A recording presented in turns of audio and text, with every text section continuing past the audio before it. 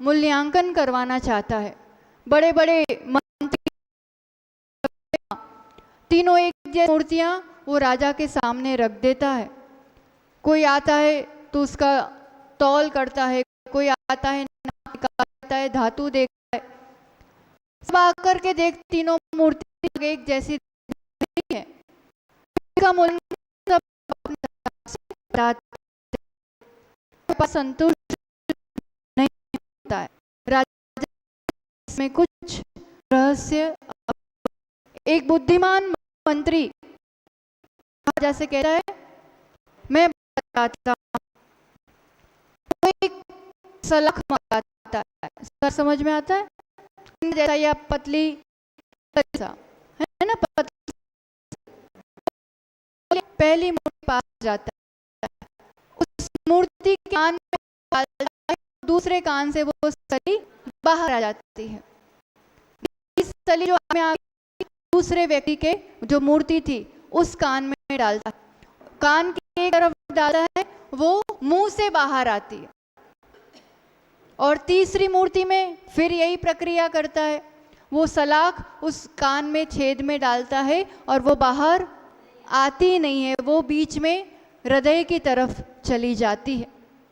पहले मूर्ति की कीमत 1 रुपया बताया, दूसरी की 100 रुपये और तीसरी की 1 लाख करोड़। आज के समय हिसाब से आप जो भी लगा लो, और बहुत मार्मिक संदेश दे रही है। यहाँ अलग अलग मूर्तियां तो बैठी हुई हैं, पंचेंद्रिय मन सहित जीव मनुष्य सभी बैठे हैं, सबके पास कर्णेंद्रिय है, देश सुनने भी मिल रहा है, पर कीमत है, खुद की कीमत आंकनी पड़ेगी। पहले की 1 रुपये कीमत क्यों रखी? पहले वाला मतलब जो इधर सुनता है, 2 कान इसलिए दिए, 2 कान इसलिए दिए कि एक से सुनो निकाल। बात तो सही है, पर क्या सुन के क्या निकालना और सुन के क्या ग्रहण करना। कोई बात कही होगी, वो तो कोई इधर से इधर नहीं गई, वो तक यहाँ बैठी हुई है, कभी याद आ जाती है, दुख हो जाता है, सामने मिल जाता है, तो तूने ये कहा था, इधर से उधर करना है। 1 रुपये कीमत भी इसलिए कही कि वो सुन तो रहा है, आराम से बैठे होंगे, मोबाइल चाय पी होंगे, से होंगे, सुनना भी नहीं आ रहे, तो सुन तो रहे हैं, तो एटलीस्ट 1 रुपया कीमत है। दूसरे प्रकार के जीव कैसे हैं? जो सुन रहे हैं और सुन तो है अच्छे से, तब आप किसी को कह भी सकते हो 100 रुपये कीमत, पर सिर्फ चर्चाएं करने से अपना उद्धार नहीं होता है। आपने सुना, आप थोड़ा बहुत और आपने दूसरों को सुधारने, दूसरों को ज्ञान जानने के लिए अपने उस ज्ञान का उपयोग किया। मैंने तो ये सुन के आए थे, ऐसा कर यही उस ज्ञान का प्रयोग। प्रकार जो सुना, सुन करके कहाँ गया? हृदय ने उसको धारण किया। इसलिए तो मंगलाचरण में हृदय में धारण करने वाली बात, कल हमने श्रोता के लक्षण समझे थे कि सुनने सबसे पहला स्टेप सच्चे श्रोता बनना है, धर्मोपदेश को सुनने की पात्रता पैदा करना है। तो ये सुन करके हृदय में, ये बहुत दुर्लभ हुआ करता है, हमें लग रहा है कि सहजता से आसानी से मिल रहा है। पंचेंद्रिय जीव कितने हैं? बहुत दुर्लभ ही सुनने की क्षमता तक पहुंचना, कर्ण इंद्रिय प्राप्त होना। ऐसे ही 1 इंद्रिय पर्यायों में अनंत काल बीत गया, सुनने की क्षमता नहीं मिली।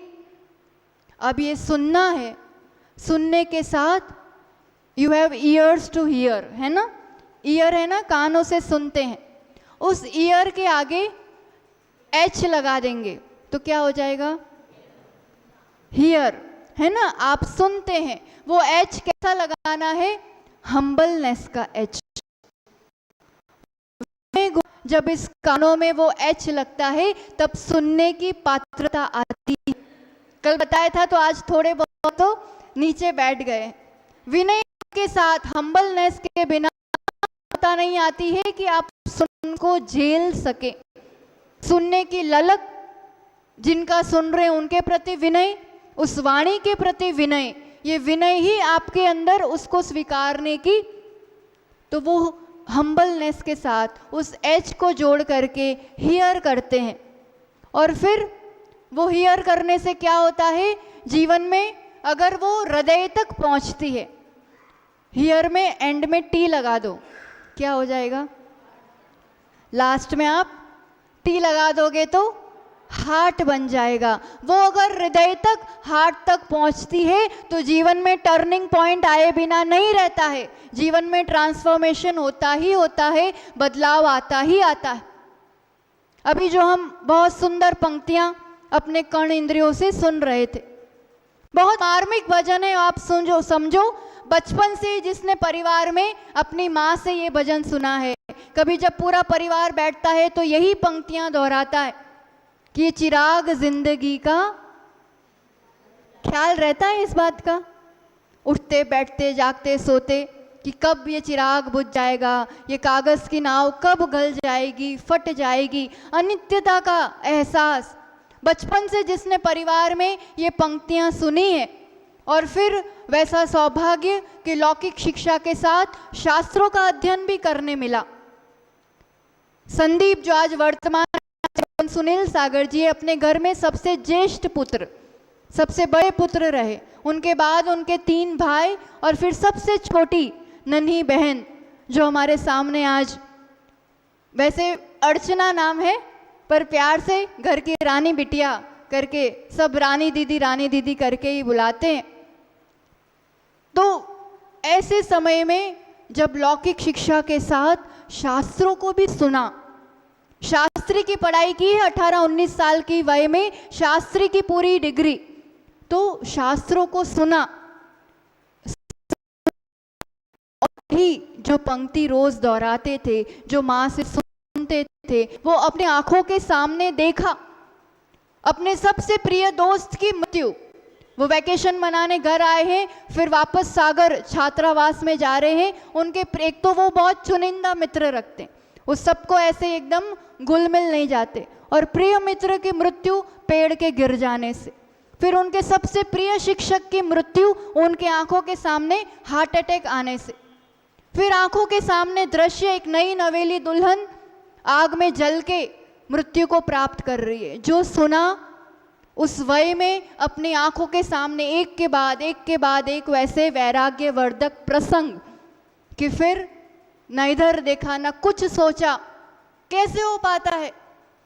जिनवाणी को सुना, पंच परावर्तन को जब पढ़ा, सर्वार सिद्धि ग्रंथ में हमने भी आपको लेने के लिए उसको परोसा था। पंच परावर्तन, इतना भ्रमण करके आ गए हम संसार में, अभी तक अंत नहीं आया, अभी साथ कैसे होगा? तो जिनवाणी का रस मिला, सामने प्रैक्टिकल वैसे दृश्य देखे, इस पर्याय की अनित्यता का, और ये जो इंद्रियां और मन मिली है उसका सदुपयोग कैसे करना। इतनी दृढ़ता से जब वैराग्य होता है ना, तब 16 वर्ष की उम्र में ब्रह्मचर्य व्रत और 19 वर्ष की वय में दिगंबरी दीक्षा के लिए कदम उठता है। और धन्य है वो माता पिता भी जिन्होंने अपने सबसे बड़े और सबसे होनहार पुत्र के लिए ऐसी वय में ऐसी आज्ञा दे दी। क्या समाज के लिए ये अनमोल कोहिनूर हीरा इस समाज के लिए प्रभावना जिन धर्म की जन जन में कर रहे हैं। सुनकर ही जीवन में परिवर्तन आता है। जो इंद्रियां और मन मिला है उसका सदुपयोग करेंगे तो आगे भी वो मिलेगा।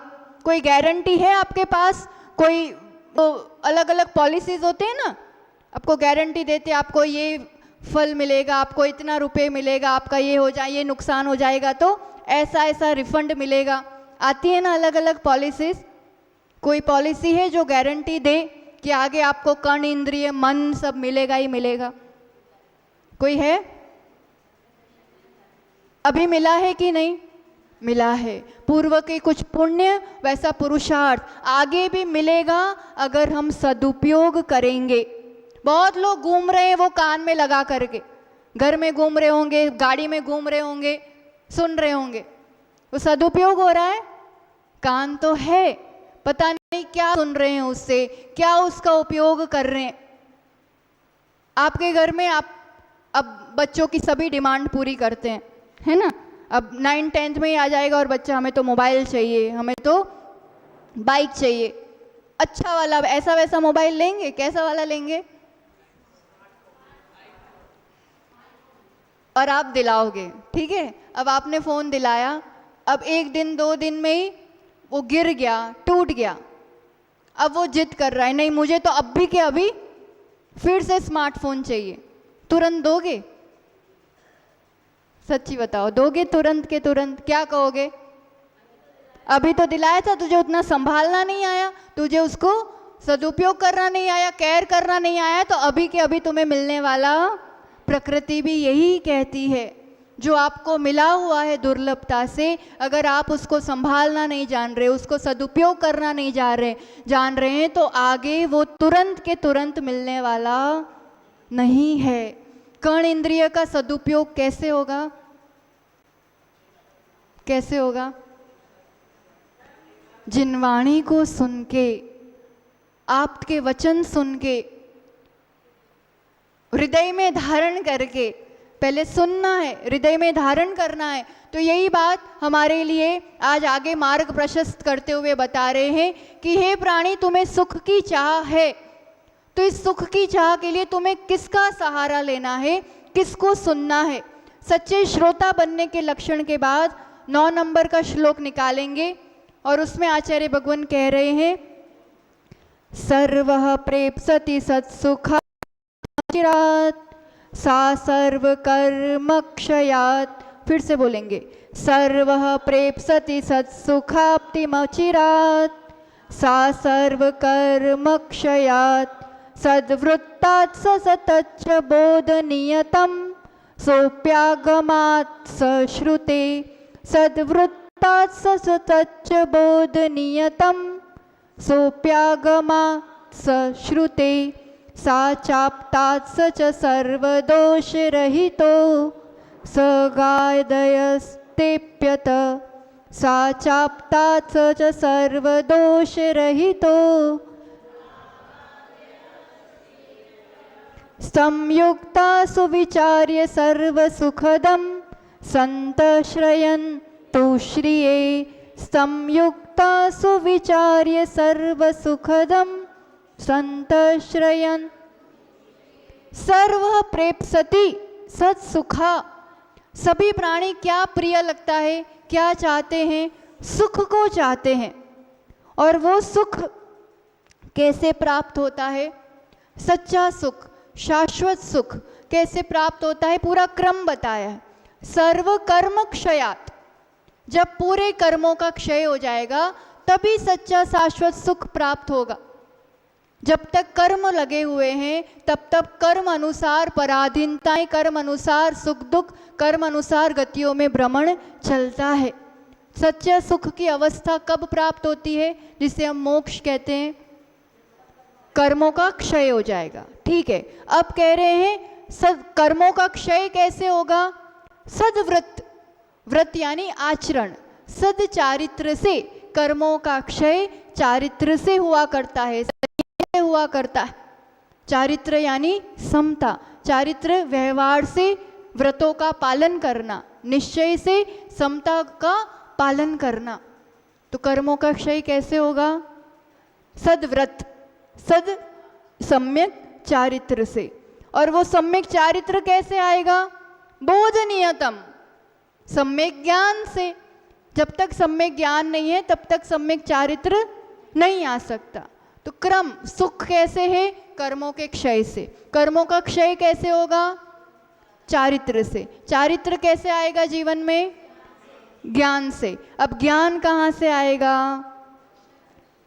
श्रुत से, श्रुते, श्रुत। और वो श्रुत जो है, जो जिनवाणी है, वो कहाँ से आती है? चाप्तान, आप्त से। आप्त यानी, आप्त किसे कहते हैं? सच्चे देव भगवान। आप्त जिन्होंने प्राप्त किया है, सब कुछ जिन्होंने प्राप्त कर लिया है उन्हें आप्त कहते हैं। तो ये आप्त से ज्ञान मिलता है। वो आप्त कैसे हैं? रागादयस्ते पत, राग आदि दोषों से रहित हैं, वही सच्चे आप्त है। और क्या कह रहे हैं? सयुक्ता सविचार्य, इसलिए अच्छे से विचार करके युक्ति से उन आप्त के लिए ही श्रयंतु श्रिये, वो आप्त ही हमारे लिए शरण है, आश्रय है, सहारा है। हे भव्य जीव, आपको सुख चाहिए तो अभी वर्तमान में उस सुख की चाह के लिए आप सच्चे भगवान और उनकी वाणी ही सच्चा शरण है, सहारा है। आप सभी शांति धारा में बोलते हैं ना, अष्टादोष रहिताय षट्चत्वारिंशत् गुण संयुक्ताय। जो बोलते हैं, जो सुनते हैं, शांति धारा बोलते हैं ना, अष्टादोष रहिताय मतलब अष्टादश, 8 और 10, 18 दोषों से रहित होते हैं जिनेंद्र भगवान आप। कौन कौन से 18 दोष होते हैं? कौन कौन से होते हैं? जन्म, मरण, और पता है 18 दोष के नाम? स्वेद, और जल्दी जल्दी बताओ जिनके दर्शन कर रहे हैं हम। भूख प्यास, ठंडी गर्मी नहीं, निद्रा। सबसे एक पहला तो यही बता दिया है, राग आदि।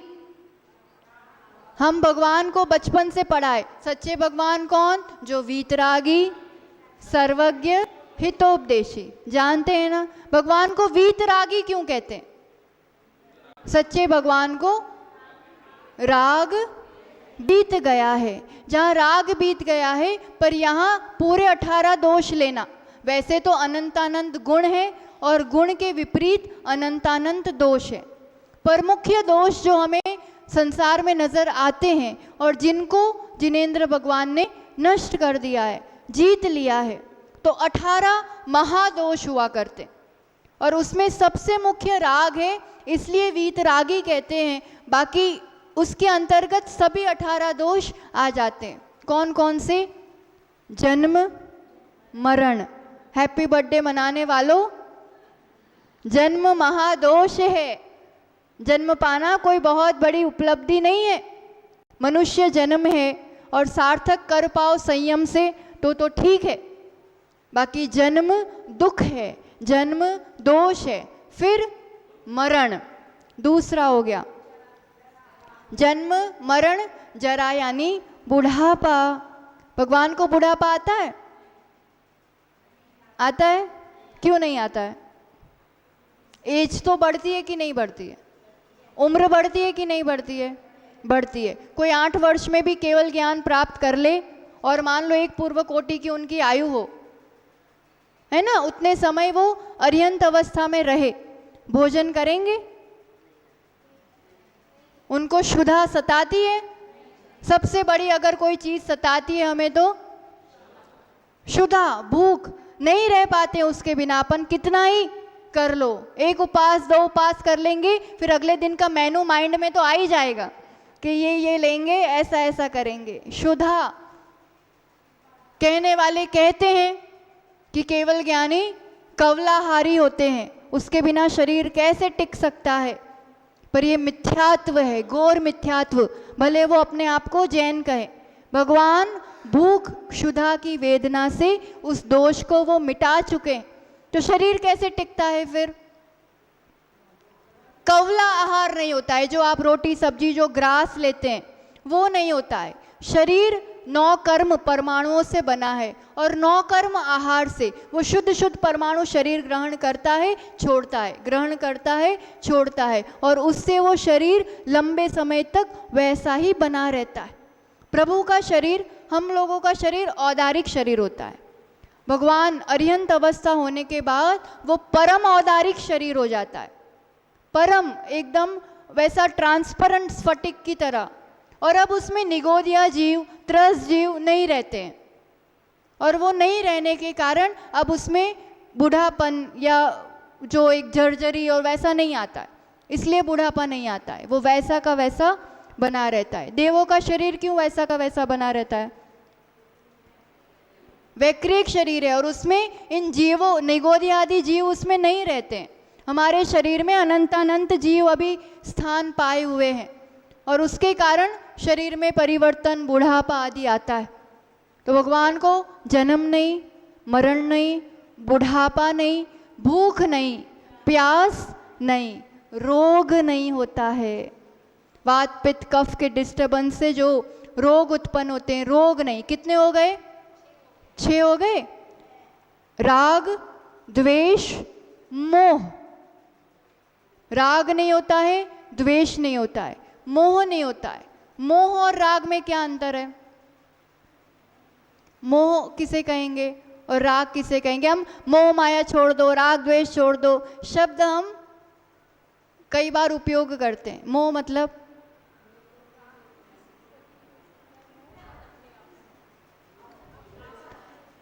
हमने पहले भी पूछा था, तो कोई के वस्तु के साथ राग होता है, व्यक्ति के साथ मोह होता है। अभी भी जो उत्तर आ रहा है कि स्वयं के साथ मोह होता है और दूसरों के साथ राग होता है। और कोई बताओ?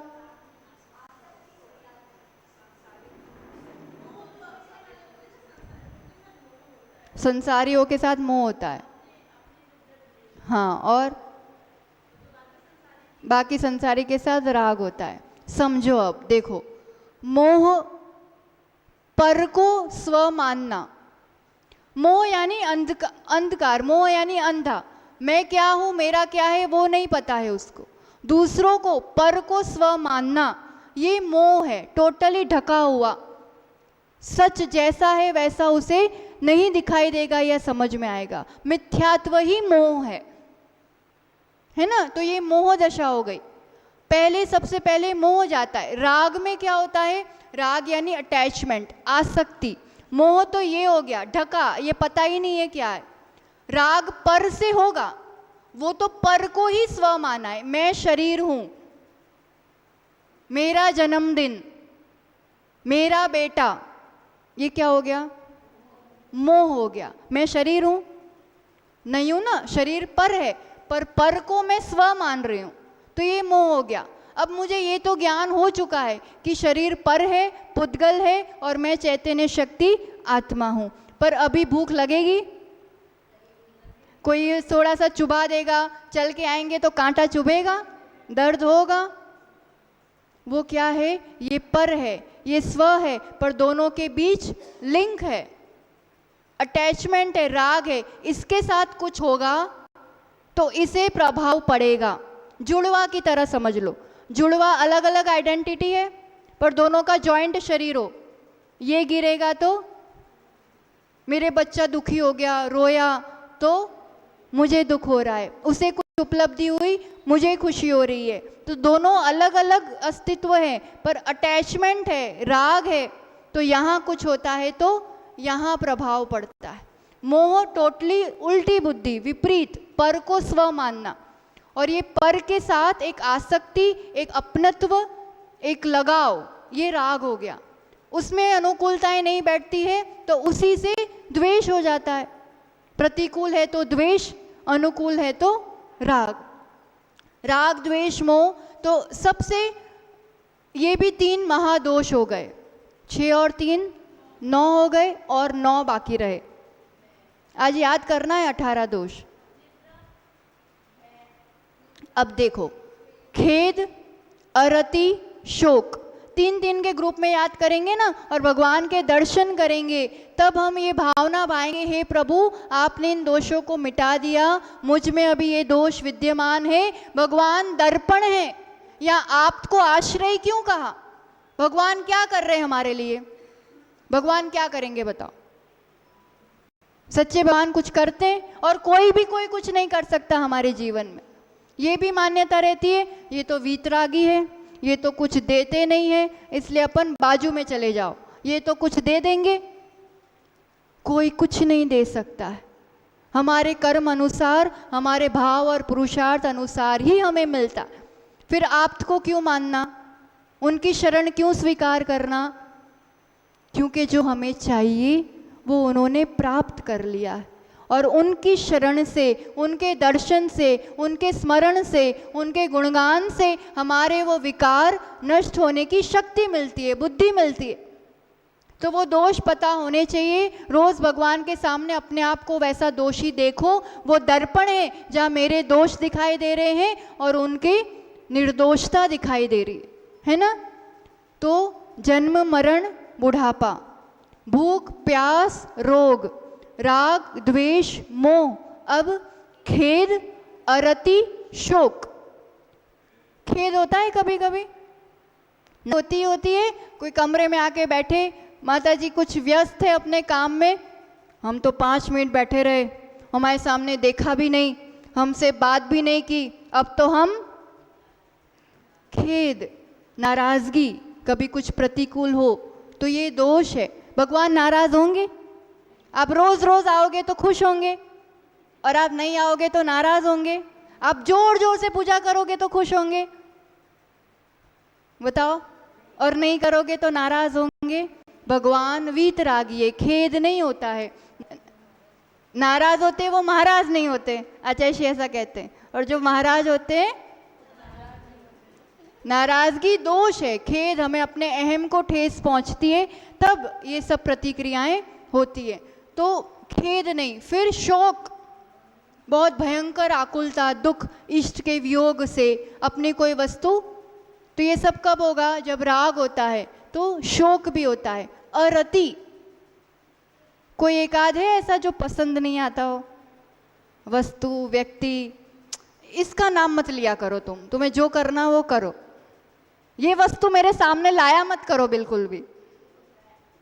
अरति, नापसंदगी, चाहे वो कोई चेतन के साथ हो चाहे वस्तुओं के साथ हो। अरति, तो खेद शोक अरति, 3 और हो गए। अब घमंड, मद, मैं, मेरा ये, मैं अमुक, मैं अध्यक्ष, मैं पिता, मैं बॉस, मैं माँ, मैं सास, मैं माता जी, ये भी हो गया है ना।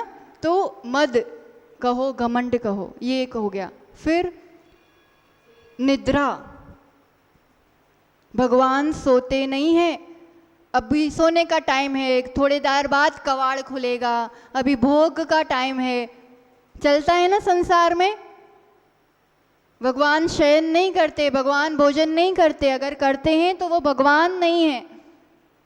आप जो चढ़ाते हो वो भगवान स्वीकार नहीं करते, वो लेते नहीं हैं, ये हम अर्पण करते हैं, ये हमारे दान की प्रवृत्तियां हैं, अहम को गलाने के लिए, है ना। तो शयन, निद्रा नहीं है। फिर पसीना, मंदिर में एसी चाहिए पड़ते हैं कि नहीं चाहिए पड़ते हैं? किसके लिए चाहिए पड़ते हैं? भगवान के लिए, कि भगवान को गर्मी नहीं लगेगी, भगवान के लिए नहीं चाहिए पड़ता है, श्रावक अपने लिए करता है। स्वेद, पसीना, ये भी एक दोष है, शरीर का विकार है। 3 हो गए, अब और 3 बाकी रहे ना। भय, डर लगता है, छिपकली से, कॉकरोच से, मृत्यु से, एक्सीडेंट से डर लगता है, पल पल भय, ये भी दोष है। चिंता, चिंता है ना, टेंशन, टेंशन तो नॉर्मल हो चुका है आजकल, it's a part of life. चिंता दोष है। भगवान को चिंता होती है? भगवान क्यों उपदेश देते? आपकी बहुत चिंता है, इसलिए उन्होंने दिव्य ध्वनि की कि आपकी बहुत चिंता है। चिंता दोष है।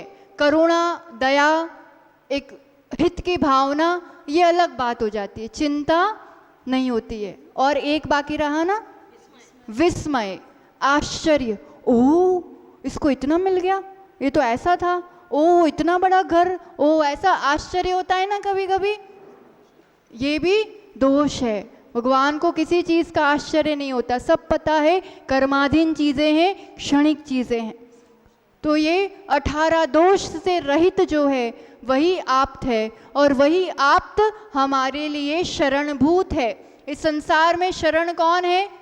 चत्तारी शरणम अरिहंत शरणम, अरिहंत ही सच्ची पहली शरण है। और अब उनकी शरण प्राप्त करना है तो बस इतना ध्यान रखें कि उनसे कुछ लेना है। जिन्होंने प्राप्त कर लिया है उनसे हमें कुछ प्राप्त करना है, तो विनय गुण होना बहुत ज़रूरी है। कुछ कुछ छोटी छोटी चीज़ें ऐसी हो जाती है। हम मंदिर में हैं, जिनालय समोशरण है, जहाँ तीर्थंकर प्रभु विराजे हैं, वो बोलते नहीं हैं, पर अगर हम शांति से उनका दर्शन करें तो हम उनको देखकर ही बहुत कुछ सीख सकते हैं, प्राप्त कर सकते हैं। मंदिर में कभी भी कोई भी अपना परिजन मिल जाए, बातें नहीं करना चाहिए।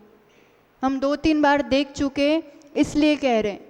जोर जोर से वेदी के पास ही कोई मिल गया तो आराम से बातें चल रही हैं, कोई हो मंदिर में या नहीं हो, मंदिर में एंटर होते ही है ना, मौन लेके आना चाहिए कि कुछ बोलेंगे तो भक्ति के पद बोलेंगे, जो अभिषेक या पूजन का कुछ या स्तुति होती है उतना भी धीरे धीरे, बहुत लाउड नहीं। और उसके अलावा एक भी शब्द हम किसी से भी नहीं बोलेंगे। आप किसके लिए आते हो जिनालय? जिनेंद्र भगवान के दर्शन करने के लिए। और ये अनमोल पल है, उनसे कुछ प्राप्त करना है तो वहाँ और कोई नहीं दिखाई देना चाहिए, उनके अलावा कोई भी नहीं दिखना चाहिए। दिखेगा तो बात करेंगे ना, उनके अलावा। इसलिए 5 सब तरफ वेदी है यहाँ इस मॉडल टाउन के मंदिर में। तुम जहाँ नज़र करोगे, जहाँ नज़र करोगे, इसलिए और कोई दिखाई नहीं दे, इसलिए सब तरफ वेदी रखी है, ठीक है। तो 5 में से कोई एक तो दिखेंगे ना, तो इसलिए बातें नहीं करना। और क्या बताया था, बने वहाँ तक पूरा नमस्कार हो सके, पूर्ण नमस्कार करना, मौन पालन करना, इस रूप से खड़े नहीं होना कि दूसरों को दर्शन नहीं हो सके, है ना। थोड़ा सा आगे पीछे देख लिया, इस रूप से खड़े रहे, क्योंकि इससे भी दर्शनावरण कर्म, हमें आगे दर्शन नहीं मिलेंगे, क्योंकि हम किसी के लिए बाधा बन रहे हैं। और क्या करेंगे? मोबाइल यूज़ नहीं करेंगे, बात ही नहीं करना है वहाँ।